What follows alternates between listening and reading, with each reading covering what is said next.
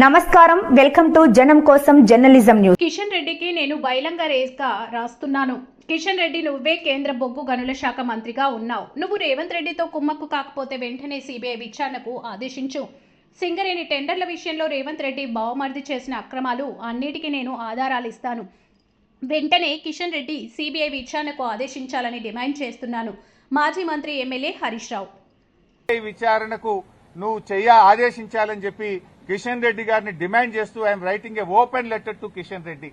కిషన్ రెడ్డి గారు, నేను అన్ని ఆధారాలు ఇవ్వడానికి సిద్ధంగా ఉన్నా.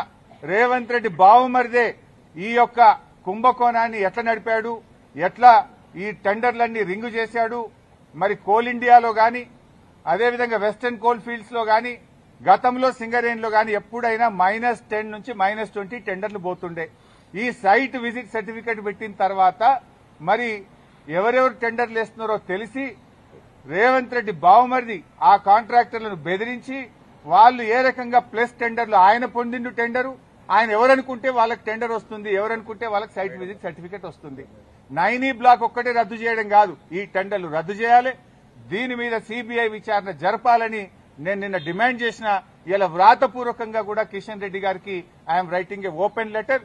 దీని మీద వెంటనే బీజేపీ స్పందించాలని, నిజానిజాలు బయటకు తీయాలని, ఈ దొంగల్ని అరెస్ట్ చేయాలని, ఈ అవినీతి సొమ్మును కక్కించాలని, ఈ రాష్ట్రానికి సింగరేణి కార్మికులకు జరుగుతున్న నష్టాన్ని మరి బయటకు తీయాలని చెప్పి మేము డిమాండ్ చేస్తా ఉన్నాం.